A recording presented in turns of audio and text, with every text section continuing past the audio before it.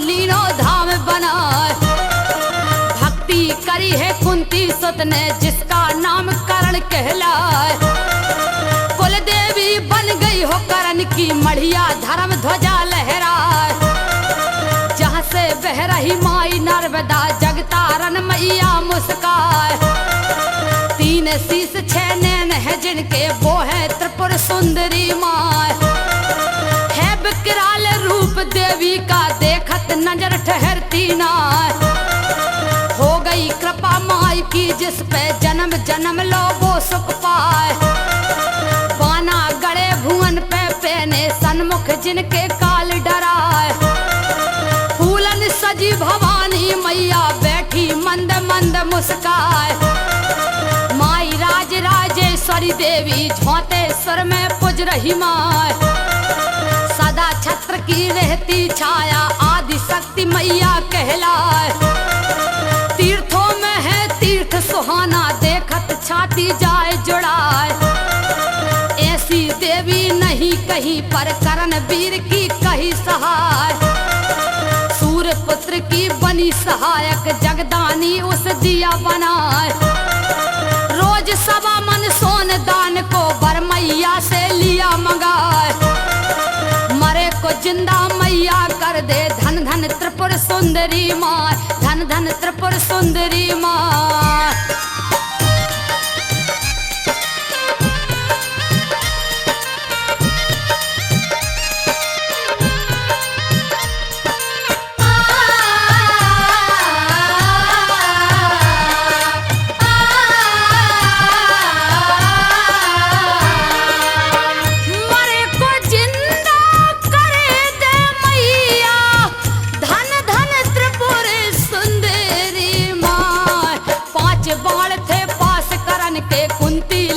भीख मंगाए जिसमें मौत लिखी अर्जुन की करण कहे माँ से समझाए।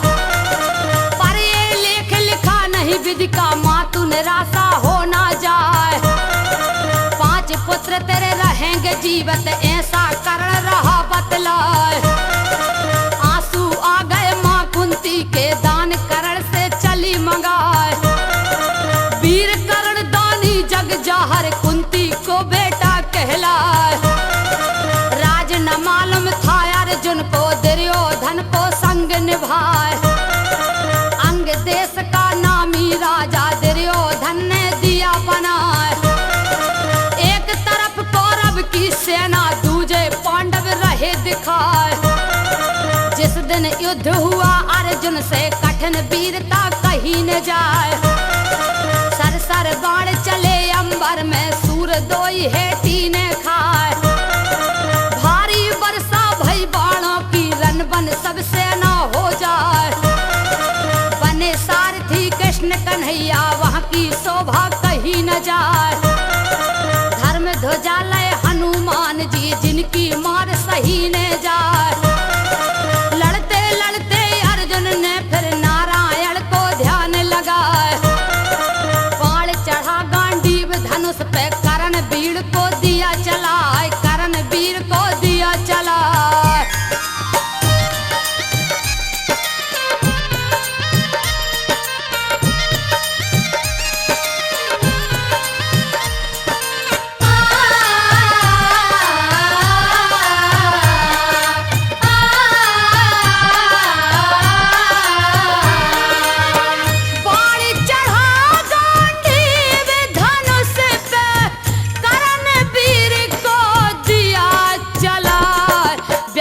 होकर करण गिरा है प्राण पखेरु अटके आए।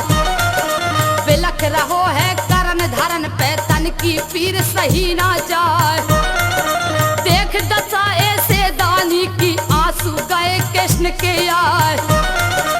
अर्जुन बोल उठा तामस में मोहन आंसू काय बहाए।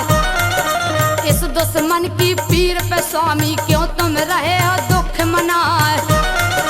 इस पर जवाब दिया है कृष्ण ने अर्जुन ज्ञान तुम्हें है ना। जगदानी अब जाए रहो है ऐसो दानी मिलेगा ना। रोज सवा मन सोन दान में निज धातन से दे लुटाए। था कीना। इस पर कृपा सदा करत रही दुर्गा त्रिपुर सुंदरी माँ। सुनी धरती जगदानी बिन अर्जुन सुन लो हमें दिखाए। इस पर बोला हरि से अर्जुन मुझको मोहन देव बताए। कोटन पान चलाए हमने प्राण करण के निकले ना। बड़ी प्रशंसा कर रहे उसकी स्वामी मेरे समझ नहीं आए। शक्ति इसमें कौन समानी मोहन प्यारे देव बताए। आंसू पोंछ के सब बोले अर्जुन सुन लो ध्यान लगाए। अर्जुन सुन लो ध्यान लगाए।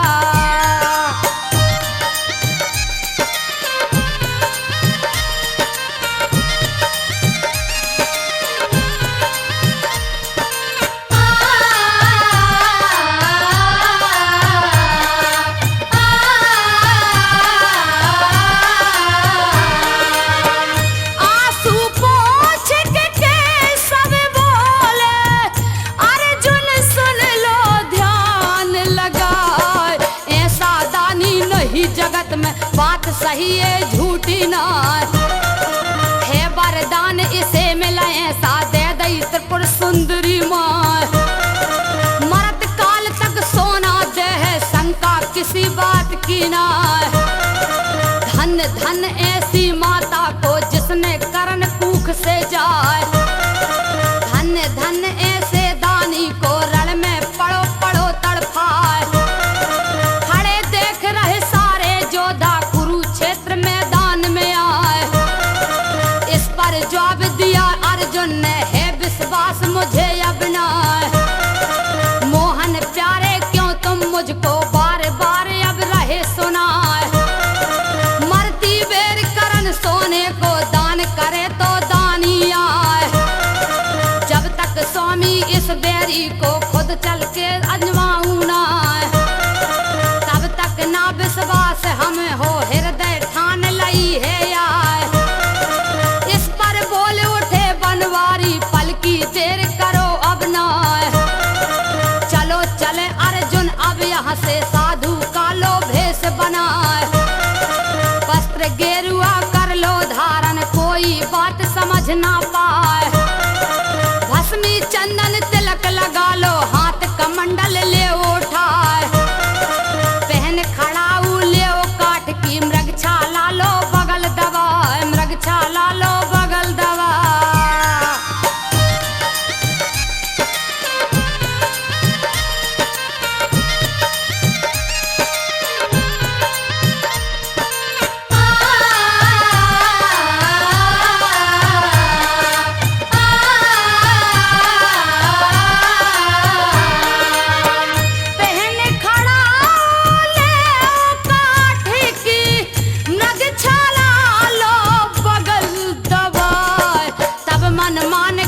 अर्जुन के साधु के सब संग बन जाए। चले करण दानी को छलने लंबी लंबी डगे लगाए। कछु देर के अब अरसे में पहुंचे करण वीर ढगे आए। अर्जुन कृष्ण दोई आठाड़े करण वीर से बोले जाए। हमने सुना करण वरदानी दानी जग में तुम साना। पुण्य धर्म साधुन के कर लो बड़ी दूर से गए हम आए। दान करो हमको सोने का सीधे सत्यलोक को जाए। इस पर जब करण ने दीना श्री हरि जी को ध्यान लगाए। करके नमन प्रभु चरणन में नैनन अपने नीर बहाए। है कमलापति जग के दाता कठिन परीक्षा ले रहे आए। मरती बेरा आज करण को काहे प्रभु रहे लजवाए। अब का रह गौ पास हमारे प्रभु जे दुख सहे नहीं जाए। हंस कर बोले यशोदा नंदन करण काय खे रहे छुपाए। मुख के अंदर छुपी लक्ष्मी ओई को दैयो दान चुकाए। कील ठुकी थी दांत करण के सोने की चम चम चमकाए। बात श्याम सुंदर खे मालूम अर्जुन को रहे भरम मिटाए। अर्जुन को रहे भरम मिटाए।